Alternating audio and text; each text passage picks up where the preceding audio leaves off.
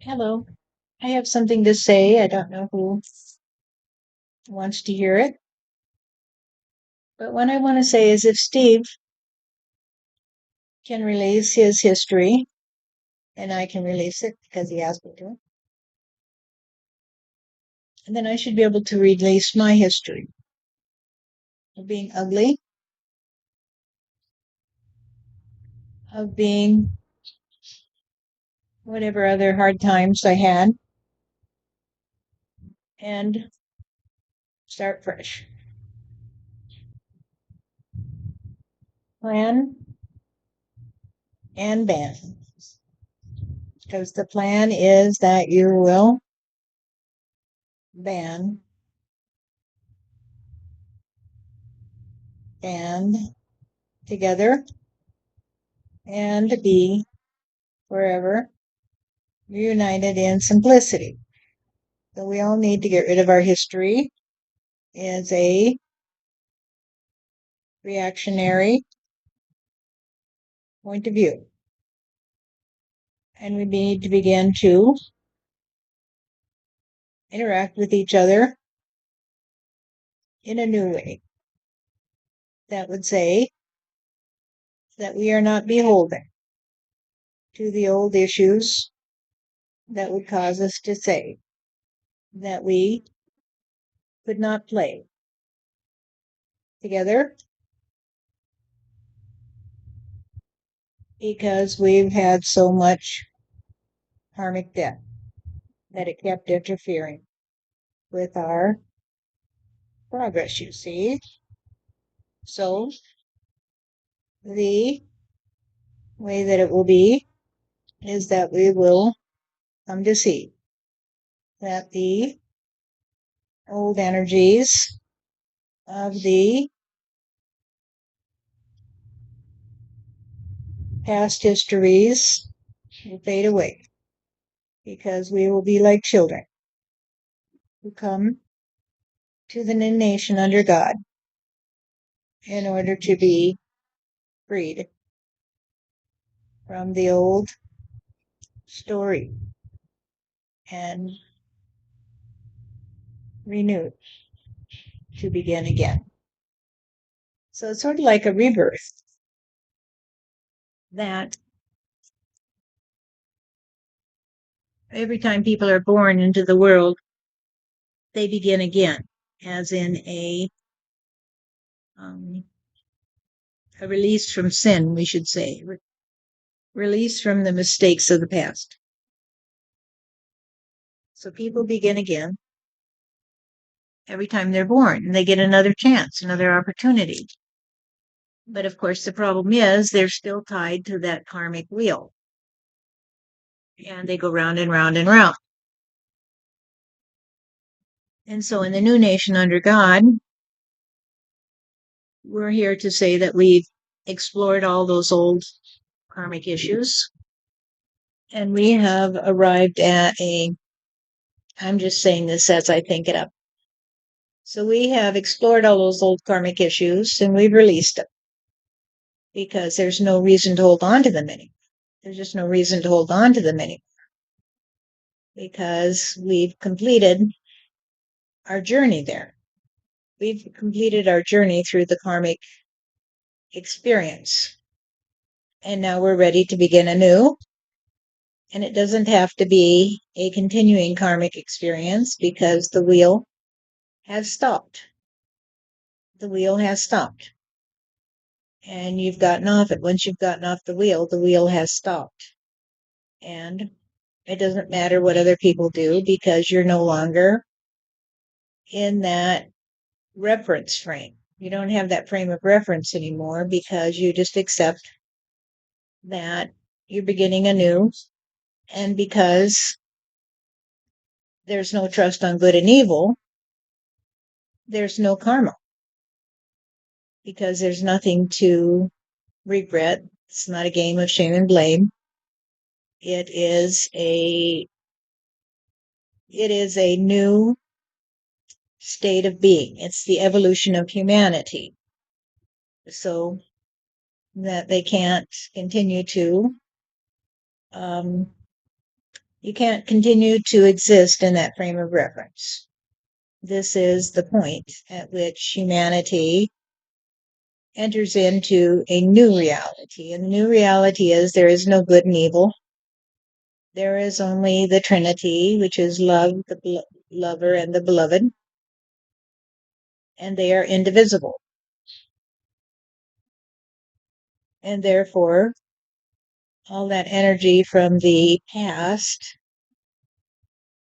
is, as Tobias always says, the last blast of energy.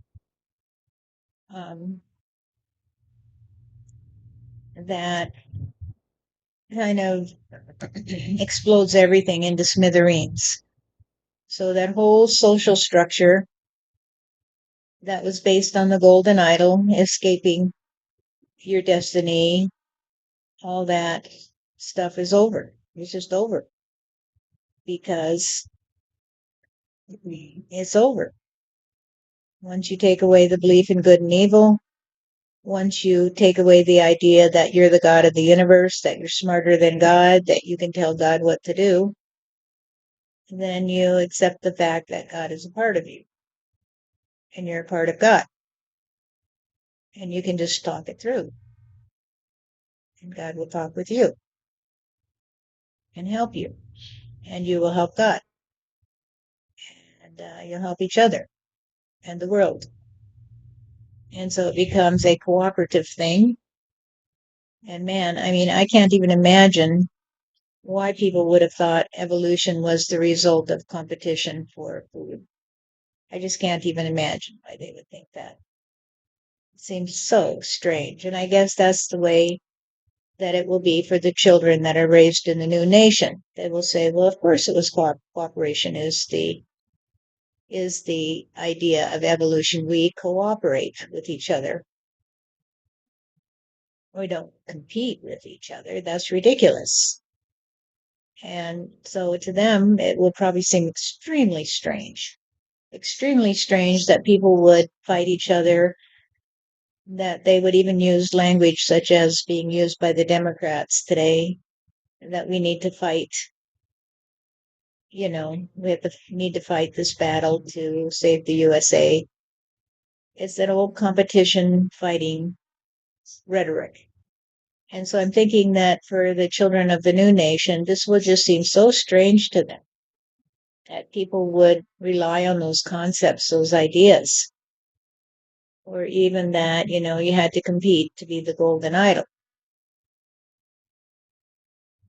I think you can test each other to help each other grow, like we used to do in karate, when we would have our interactions that you could call learning to defend ourselves or attack or fight.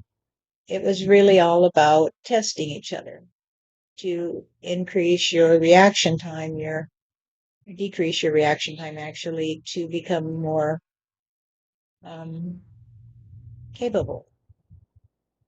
And so nothing wrong with that. However, the idea that you could win against somebody else doesn't make sense at all. That's part of the good evil. Some people go to heaven, some people go to hell idea. And we don't need that anymore, do we? No, we don't. We don't need the backward point of view that says that you are the God of the universe and you can tell other people that they are condemned to hell or whatever else you say to them. You just say, this is the way I play, and this is the way I do it, and this is what I say, and this is what I do. And they say, that's fine because this is what I say, and this is what I do. And you say, okay, interesting today. Tell me a little bit more about what you have to say because I didn't really understand it and I'd like to understand it. And I want to know more about what you do because it seems interesting to me because what you do might be very productive, you see. So let's talk about it. And so cooperation will be the new nation. The new nation will be the cooperative nation. And therefore, there will be no political battles because that would be ridiculous, you see, because your two hands don't battle each other. The right hand doesn't battle the left hand, and the left hand doesn't fight the right hand. They just cooperate, you see, in order to do what they need to do. Right. And so this story will continue as it has. So I've been writing down ideas. Do you guys have any comments? Who was talking to me now?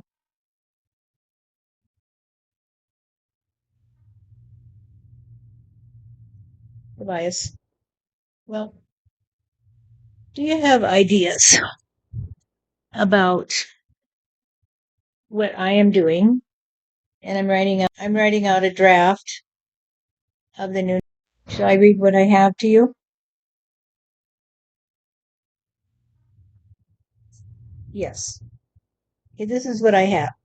We hold these truths to be self-evident, that all men and women are created equal, that cooperation is inherent in the evolutionary process of humanity, that the greater is known through its effects and cannot be reduced by man, that energy can neither be created nor destroyed, but that all will receive what they give in the eternal balancing actions of energetic exchange. There shall be no religion or other institution that has the power to determine for any citizen of this nation the state of their soul or their destiny or their obligations to any deity or to each other or to any such religion. I should say such religion or institution. Each individual is sovereign in their own ability and responsibility to themselves, to each other, and to the natural world in which they function. All individuals are aspects of an eternal soul that is coexistent with the Creator and bound thereto in an invisible trinity that can be expressed as love, the lover, and the beloved, and all life and experience derive from this union. That seems pretty sensible, but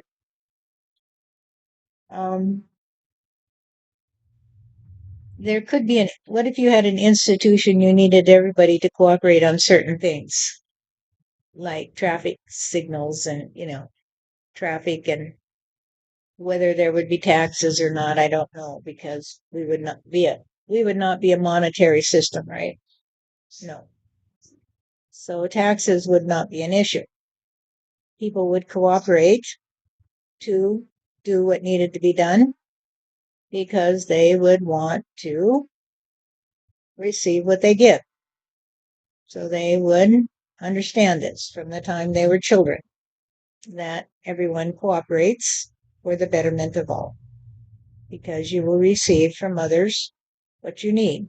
And so you have to give the best of yourself to receive the best of what others can provide. Right. And so that would not be an issue. But what about things like traffic regulations or some regulations, Like I was thinking about regulations about dogs and stuff, animals, things that could cause distress to other people because they have different needs or inclinations.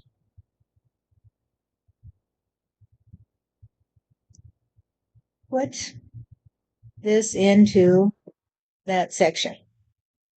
Other than the communities in the nation and the union of such communities may create certain regulations for the purpose of an orderly population that will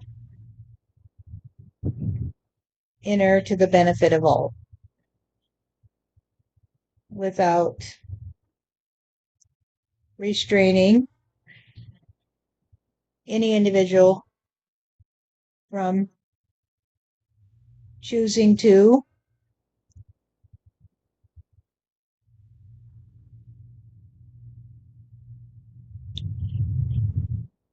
ask for a personal variance for one reason or another. Okay, that makes sense. Leaving open the option that, would prevent it from being unfair because every time you make a law or something, there's some unfairness that results because of just the way it is. If you have to stop at a stop sign, but there's nobody around and you're on the way to the hospital to save someone's life, then you may blow through that stop sign. Right. So logic and trust on each other must prevail. Yes. Okay, got it. Any other thoughts at this time? No. I think that's a good start, Steph. And I think it is a way to fundamentally change the way people play because they can feel good about their own contributions and not feel sidelined by those who think that they have the power to control others because they gain more power in one way or another. So I assume that it's always going to be unanimous in order to create any regulations that would affect the group, right? Yes, I would think it had to be. If there was a holdout, then you couldn't pass the regulation. But I think that people always have to have the option to leave the community then and say, well, I can't live in this setting. For instance, I don't like dogs that are aggressive. Let's put it that way. And I think that there are some dogs that are naturally more aggressive than others. I've known lots of people that have been bit by dogs from at different times in different ways. And some it's just not a big deal, but sometimes it can be life threatening. And so people shouldn't have to deal with that, and they shouldn't have to deal with dog crap on their front step, etc. And so I think some regulations about the pets that people have is important. And I think even the idea of having a pet needs to be looked at because I don't know, it's just something to discuss. Some dogs, I mean, not some dogs, but animals that have been long domesticated are very close to humans. But, like the people that have a pet chimpanzee that can present a big danger to people. So they're just all little issues like that that can come up in a community that need to be resolved. But as I said, I think everybody has to have the option then to leave that community if they don't feel that they can continue to function in it. However, I think if everybody says, well, let's find a solution that would fit for everyone and do our best, then eventually you'll come up with something. That is my thought too. It's like saying there is a reality and there is a truth and there is a way the puzzle fits together. So just keep working on it to figure it out because a lot of it can just be a failure to trust on one's own intuition or the tendency to see our problems reflected all around us. And so it's something to work on so that everybody continues to stay clear in their energy and not be full of fear and anger or frustration, that it always is an option to stand up and say, I want to talk about this today. I want to talk about this today, right? Right. Although that can get aggravating too and tiring if somebody's always trying to do that. So, well, then people can tell them to shut up and sit down if they're always just trying to stand up and make a fuss and say stupid things. Then people can say, shut down and sit down. And they can say, well, I'm not going to shut up and sit down. And then maybe people will just get up and walk away, say, let's go do something else because we don't want to hear what you have to say. But it remains an issue where everybody has to have a voice. And of course, in the end, I have a voice, but God has a voice in this community because it's one nation under God. And so God has a voice. And that is the saving grace, you see, of all these problems that you go to God and you say, God, how can we resolve this problem today? And God will say, well, let me think on it a bit, honey. And then I'll be back with some thoughts for you. And let's continue to work together and create a nation of people that trust on me. And if they have a problem, you see, they can each come to me individually and say, God, I have a problem today because I was in the meeting of the community and somebody would not shut up and sit down. They just keep ranting on about the same stuff. What should I do? And then that becomes their issue with God, you see. And God will help them to work it out. God will help them to work it out.